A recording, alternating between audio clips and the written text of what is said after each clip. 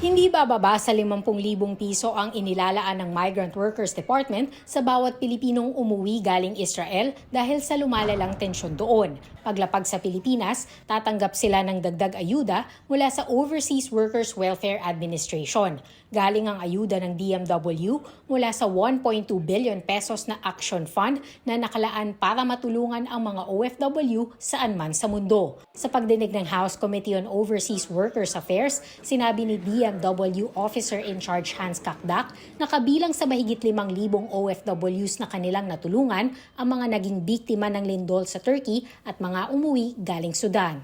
30,000 ang binibigay natin cash outright sa mga returning OFWs at may special case po yung mga napagitna sa hidwaan or war situations katulad ng Sudan at dito sa Israel. Ayon kay Kakdak, kasalukuyan silang nakikipag-ugnayan sa Labor Department para mabigyan ng trabaho ang mga kaanak ng 4 na Pilipinong namatay sa Israel. Ang OFWs na miyembro ng OWA makatatanggap ng dagdag na tulong. Kasalukuyan tinutulungan ngayon halimbawa yung 2 kapatid nung nasawi na taga Binmaley, Pangasinan. Kaya't tinutulungan po natin na makahanap ng trabaho. Yung mga pong umuwing from Israel, being OWA member, they are entitled to reintegration programs like the Balik Panyas, Balik Kahanap Buhay, and the Enterprise Development Loan Programs. Sa ngayon, may mahigit 700 milyong piso pang natitira sa Action Fund ng DMW. Target daw itong ubusin ng ahensya hanggang Disyembre. Pero kung may matira, idadagdag daw sa budget nila para sa 2024. Samantala, may agam-agam naman ang DMW at Social Security System sa mga panukalang magkaroon ng hiwalay na pension fund ang OFWs.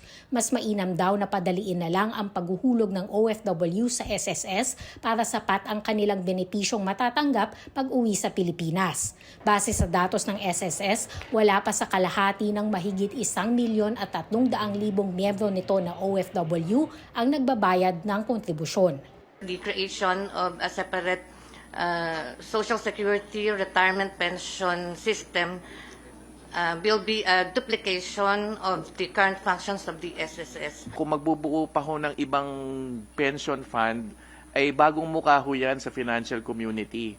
And the financial standing and track record will still have to be established. Patuloy na kinakalap ng komite ang posisyon ng ibang ahensya ng gobyerno at maging mga grupo ng OFW para sa panukalang bagong pension fund.